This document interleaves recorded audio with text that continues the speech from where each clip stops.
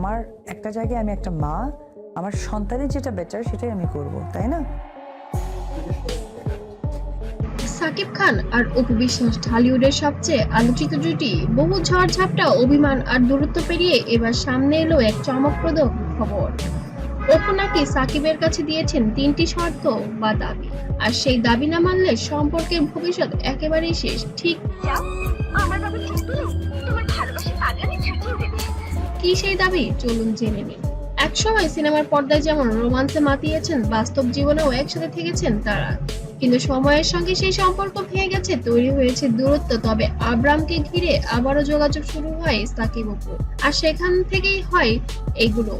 অপু দেয় 3টি দাবি। প্রথম দাবি ছিল আব্রামের ভবিষ্যৎ নিয়ে পূর্ণ দায়িত্ব নিতে হবে সাকিবকে, শুধু অর্থনৈতিক দায়িত্ব নয়, একজন বাবা হিসেবে পাশে থাকতে হবে ছেলের প্রতিটি মুহূর্তে।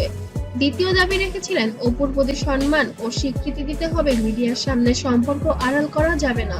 সবাই জানেন আমার প্রাণের মানুষ একজন, আমার আপনজন, বড় আপনজন। আসলে আমি অপু পরিষ্কার বলেছেন, আমি কোনো লুকোনো জীবন থাকতে চাই না। আমার দাবি 1 নাম্বার ছিল আব্রাহামের দায়িত্ব, দ্বিতীয় দাবি ছিল সম্মান ও স্বীকৃতি, তৃতীয় দাবি পরিবার ও ক্যারিয়ার স্থায়ী সিদ্ধান্ত। অপু চান সাকিব যেন আর কোনো দ্বন্দ্বে জড়িয়ে না পড়েন, বুবলি হোক কিংবা অন্য কেউ। অপুর স্পষ্ট কথা, একই সঙ্গে 2 জীবনে অভিনয় করা যাবে না।